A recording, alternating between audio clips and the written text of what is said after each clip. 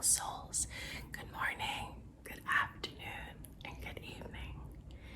So, I'm sure as you all know from the title of this video, this is the last 3 chapters of Fantastic Mr. Fox. So that's chapter 16, 17, and 18. And I'm just gonna jump straight into it. So please sit back and enjoy. Alright, beautiful souls, let's get right into it.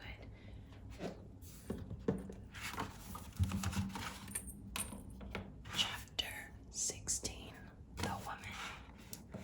Quick, said Mr. Fox. Hide. He and Badger and the smallest fox jumped up onto a shelf and crouched behind a row of big cider jars. Peering around the jars, they saw a huge woman coming down into the cellar.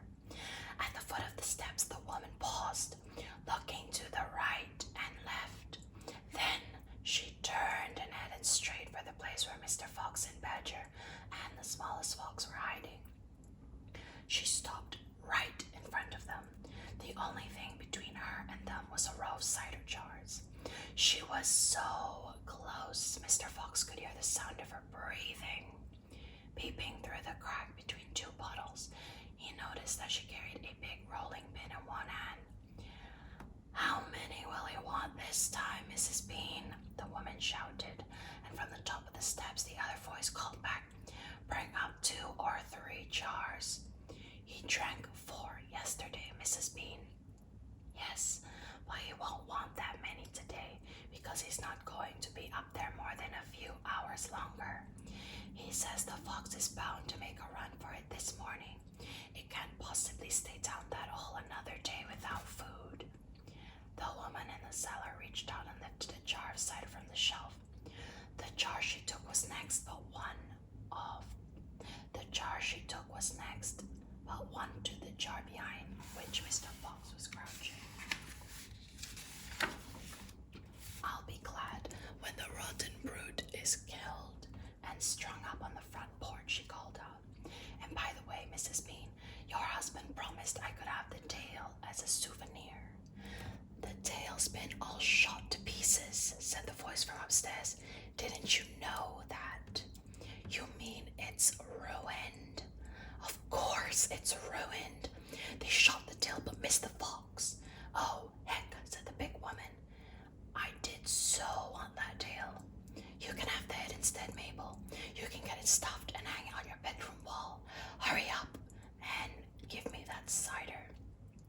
Yes, ma'am, I'm coming, said the big woman, and she took a second jar from the shelf. If she takes 1 more, she'll see us, thought Mr. Fox. He could feel the smallest fox's body pressed tightly against his own, quivering with excitement. Will 2 be enough, Mrs. Bean, or shall I take 3? My goodness, Mabel, I don't care so long as you get to move on. Then 2 it is, said the huge woman, speaking to herself now. He drinks too much anyway. Carrying a jar in each hand and with the rolling pin tucked under one arm, she walked away across the cellar. At the foot of the steps, she paused and looked around, sniffing the air. There's rats down here again, Mrs. Bean. I can smell them. Then poison them. Poison them because you know where the poison is kept. Yes, ma'am, Mabel said. She climbed slowly out of sight up the steps. The door slammed. Quick, said Mr. Fox, grab a jar each and run for it. Rat stood on his high shelf and shrieked. What did I tell you? You nearly got nabbed, didn't you? You nearly gave the game away.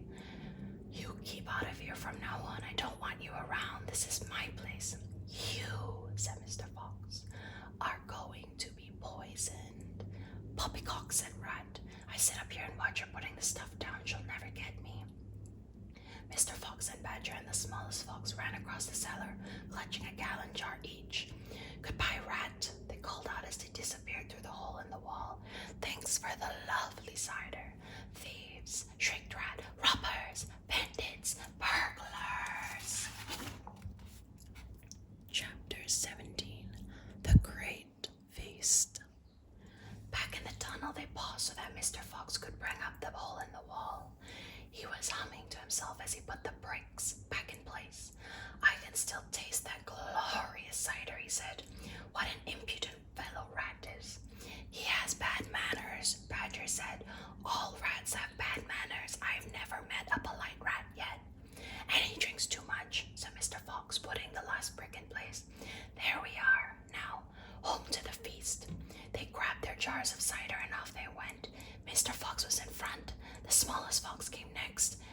Badger lost. Along the tunnel they flew, past the turning that led to Bunce's mighty storehouse, past Boggis's chicken house number 1, and then up the long home stretch towards the place where they knew Mrs. Fox would be waiting. "Keep it up, my darlings," shouted Mr. Fox. "We'll soon be there. Think what's waiting for us at the other end, and just think what we're bringing home with us in these jars. They ought to cheer up poor Mrs. Fox." Mr. Fox sang a little song as he ran. "Home again, swiftly I glide, back to my beautiful bride. She'll not feel so rotten as soon as she's gotten some cider inside her inside." Then Badger joined in. "Oh, poor Mrs. Badger," he cried. "So hungry she very near died. But she'll not feel so hollow if only she'll swallow some cider inside her inside."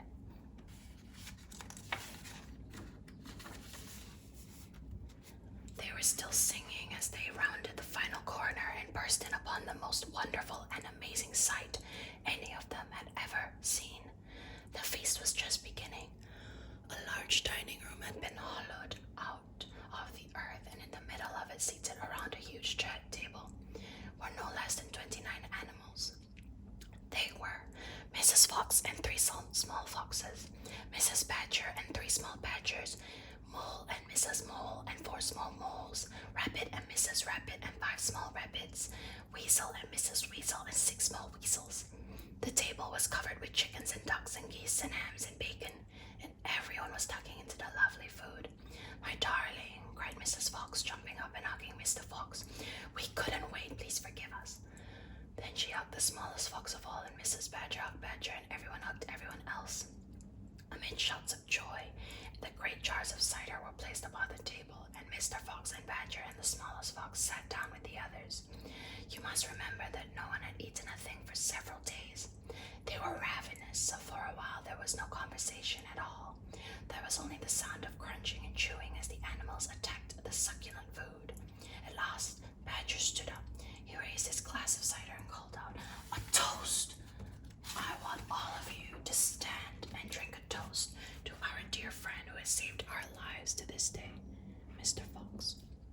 "Mr. Fox," they all shouted, standing up and raising their glasses. "To Mr. Fox, long may he live." Then Mrs. Fox got shyly to her feet and said, "I don't want to make a speech. I just want to say one thing, and it is this. My husband is a fantastic fox." Everyone clapped and cheered. Then Mr. Fox himself stood up. "This delicious meal," he began, then he stopped. In the silence that followed, he let fly a tremendous belch. There was laughter and more clapping. "This delicious meal, my friends," he went on, "is by courtesy of Messrs. Boggis, Bunce, and Bean." More cheering and laughter. "And I hope you have enjoyed it as much as I have." He let fly another colossal belch. "Better out than in," said Badger. "Thank you," said Mr. Fox, grinning hugely. "But now, my friends, let us be serious. Let us think of tomorrow and the next day and the days after that. If we go out, we will be killed, right?" "Right," they shouted. "We'll be shot before we've gone a yard," said Badger. "Exactly," said Mr. Fox. "But who wants to go out anyway? Let me ask you that. We are all diggers, every one of us. We hate the outside. The outside is full of enemies. We only go out because we have to get food for our families. But now, my friends, we have an entirely new setup. We have a safe tunnel leading to 3 of the finest stores in the world." "We do indeed," said Badger. "I've seen them. And you know what this means," said Mr. Fox. "It means none of us ever go out into the open again." There was a buzz of excitement around the table. "I therefore invite you all," Mr. Fox went on, "to stay here with me forever." "Forever," they cried. "My goodness, how marvelous." And Rabbit said to Mrs. Rabbit, "My dear, just think we're never going to be shot at again in our lives." "We will make," said Mr. Fox, "a little underground village with streets and houses on each side, separate houses for badgers and moles and rabbits and weasels and foxes. And every day I will go shopping for you all, and every day we will eat like kings." The cheering that followed this speech went on for many minutes. Chapter 18. Still Waiting. Outside the fox's hole, Boggis and Bunce and